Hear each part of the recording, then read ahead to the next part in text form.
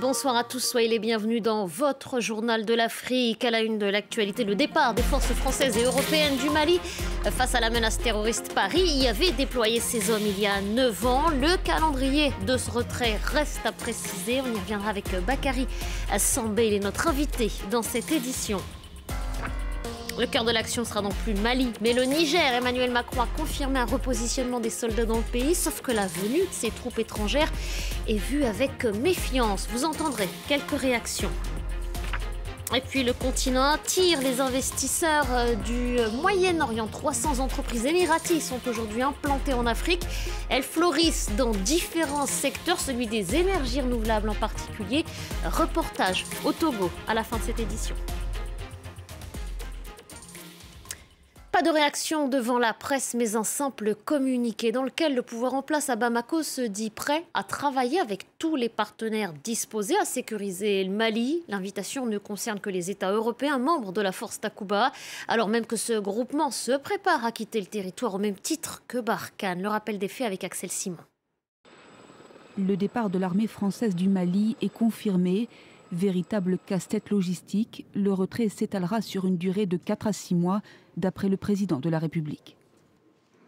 Il sera effectué de manière ordonnée, avec les forces armées maliennes et avec la mission des Nations Unies au Mali. Durant cette période, nous maintiendrons nos missions de soutien au profit de la MINUSMA. Concrètement, les 3 bases de Gao, Gossi et Ménaka seront donc vidées. Soit 2400 soldats français de l'opération Barkhane qui participent depuis 2014 à la traque des groupes djihadistes dans le Sahel. Au-delà de Barkhane, le retrait français va également entraîner la fin des forces spéciales Takuba, créées il y a moins de 2 ans. Les militaires européens y participant seront repositionnés dans la région frontalière du Mali. Avec l'accord des autorités nigériennes, des éléments européens seront repositionnés aux côtés des forces armées nigériennes dans la région frontalière du Mali. Paris réaffirme toutefois vouloir rester engagé avec les Européens auprès des pays sahéliens et du Golfe de Guinée pour poursuivre la lutte contre le terrorisme. Aux côtés du président ghanéen et du Conseil européen, le président sénégalais présent à la conférence de presse a indiqué comprendre la décision française. Nous avons convenu avec l'Europe que la lutte contre le Sahel, contre le terrorisme au Sahel, ne saurait être la seule affaire des pays africains. Et là-dessus, c'est un consensus et c'est heureux qu'un engagement a été renouvelé de rester dans la région et de réarticuler le dispositif. Paris a promis de coordonner son retrait non seulement avec la mission de l'ONU au Mali, la MINUSMA, mais aussi avec la mission de formation de l'Union européenne au Mali, l'EUTM, qui continueront de bénéficier d'un soutien aérien et médical français sur place, avant le transfert ultérieur et définitif de ces moyens. À Bamako, la capitale, certains considèrent maintenant qu'il revient aux forces armées maliennes de prendre le relais et de couvrir tout le territoire. D'autres sont en revanche plus sceptiques. La correspondance d'Anne-Fleur Lespio. À Bamako, l'annonce du retrait de Barkhane n'était une surprise pour personne. Des annonces qui étaient attendues et même souhaitées par une large partie de la population malienne qui dénonce l'enlisement de l'armée française 9 ans après le début de son intervention au Mali. Une armée qui n'a pas réussi à fournir une réponse à la crise sécuritaire. D'autres au sein de la classe politique d'opposition s'inquiètent de l'isolement du pays, un pays pivot au cœur du Sahel qui a besoin, je cite, de tous ses fils et de tous ses partenaires. Je vous propose d'écouter l'un des membres du cadre d'échange sur les potentielles conséquences du vide laissé par Barkhane. Sur le plan sécuritaire, ce qui est à craindre, c'est que les djihadistes demain ne se regroupent et trouvent un boulevard devant eux pour envahir le nord et le centre du Mali, où ils sont déjà tapis, disséminés dans les populations. Je pense qu'ils ne se regroupent pas parce qu'il y a cette présence étrangère qui est dissuasive. Demain, avec le départ des forces Takuba et Barkhane, est-ce qu'ils ne vont pas se regrouper pour envahir le Mali? Et s'ils le font, est-ce que l'armée malienne aujourd'hui a les moyens de les arrêter, de les contrer? Des forces de sécurité qui œuvraient jusqu'alors aux côtés de l'armée française déployée dans le nord du Mali. Quels seront les impacts sur les populations qui sont régulièrement ciblées par les groupes djihadistes qui s'affrontent dans la zone? Pour cet habitant de Gao, dont nous avons décidé de protéger l'identité pour des raisons de sécurité, l'heure est à l'incertitude. Le principal bouclier depuis la crise ici au nord, c'est la force Barkhane.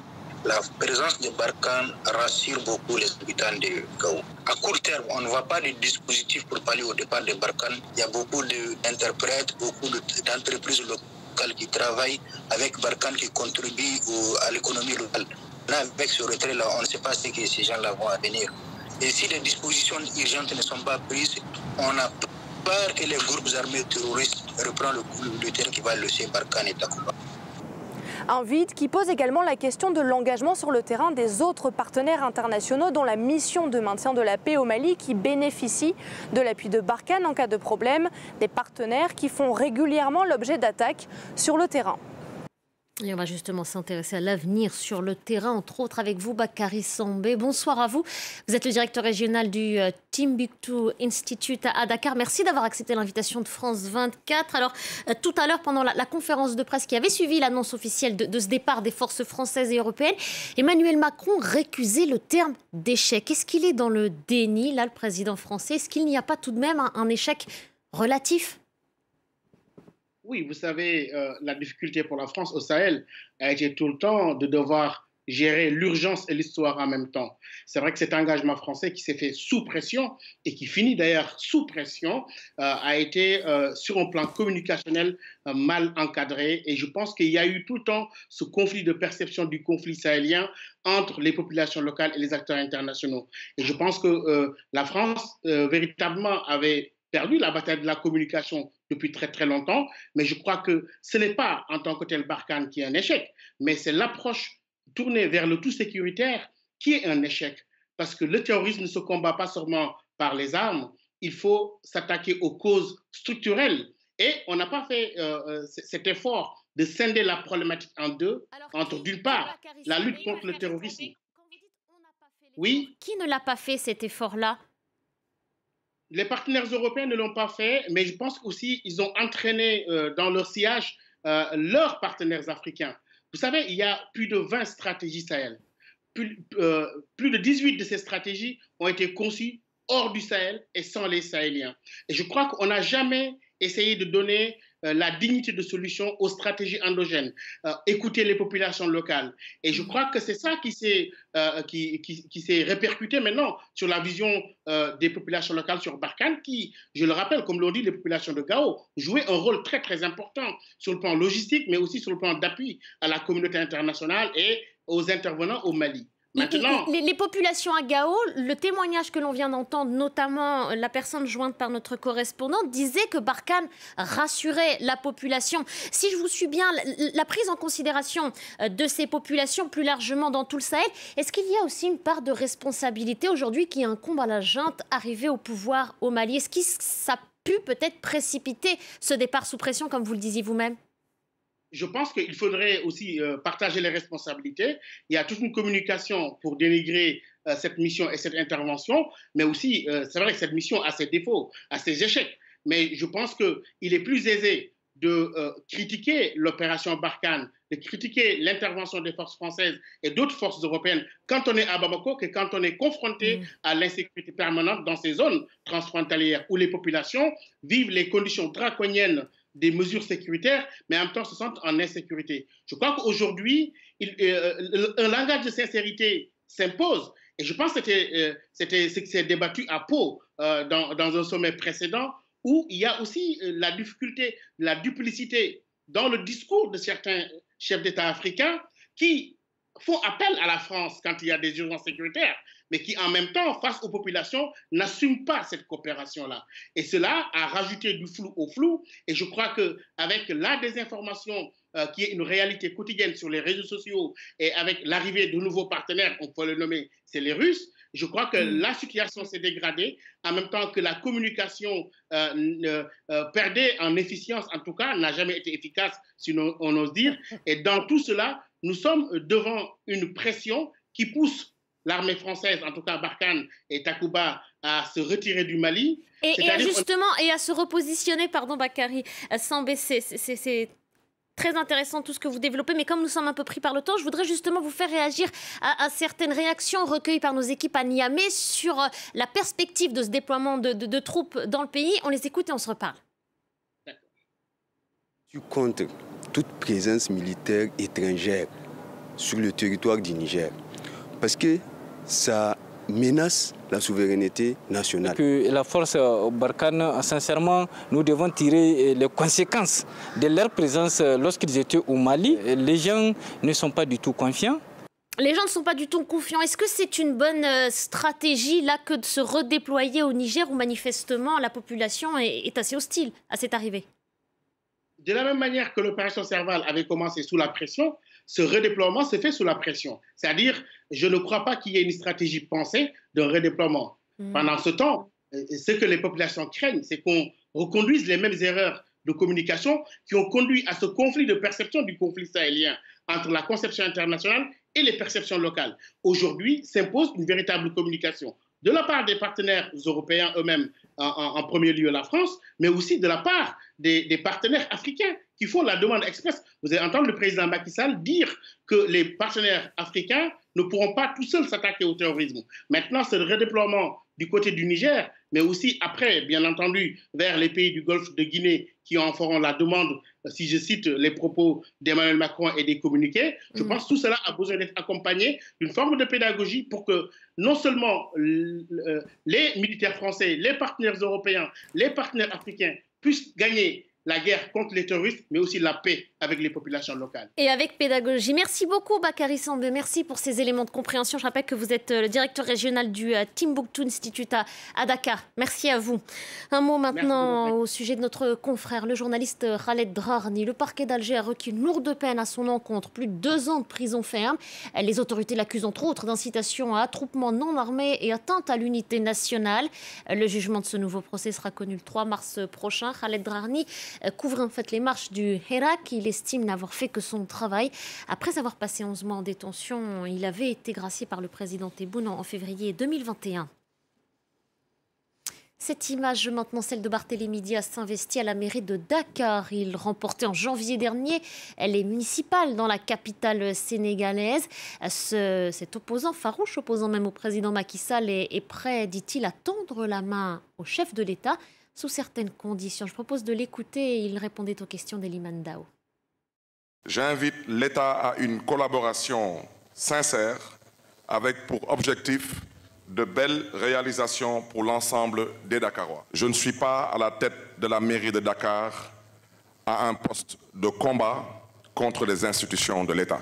En revanche, je m'opposerai par tous les moyens en ma possession à toute tentative que pourraient perpétrer des opposants à la libre administration des collectivités territoriales. Autre temps fort de ce jeudi, cette réunion au sommet à Bruxelles. Les dirigeants européens et africains appelaient à réinventer leur partenariat quelques heures donc après les annonces faites depuis le palais de l'Élysée. Au-delà du défi sécuritaire, les sujets sont nombreux. L'épidémie de Covid est une priorité dans la mesure où seulement 11% de la population sur le continent africain est entièrement vaccinée à ce jour. L'Union européenne s'engage par ailleurs à donner davantage de doses de vaccins. Autre engagement pris, l'investissement de 150 milliards d'euros sur 7 ans, un soutien au projet voulu et porté par les Africains, dit-on à Bruxelles.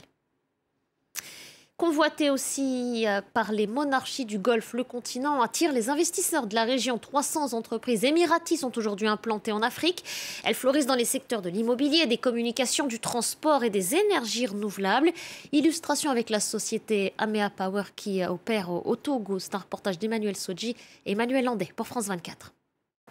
C'est à Blita, au cœur du Togo, là où le réseau électrique était défaillant, que la société émirati Amea a implanté sa première centrale solaire en Afrique sur une vingtaine d'hectares pour une exploitation de 25 ans.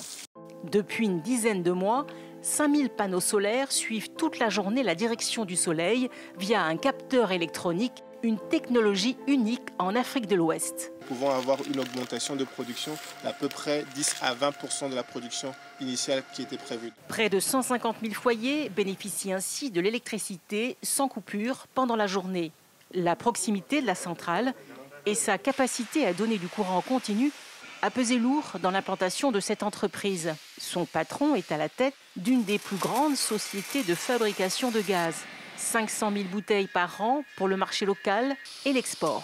Comme on est sûr qu'il va y avoir l'énergie en continu, et le jour et la nuit, nous pouvons produire. Il y a plus de 25% de taux de croissance. Le Togo redouble d'efforts pour attirer les investisseurs afin d'atteindre l'accès universel à l'électricité d'ici à 2030. Et avec l'appui des fonds d'investissement émiratis, les projets se développent beaucoup plus vite.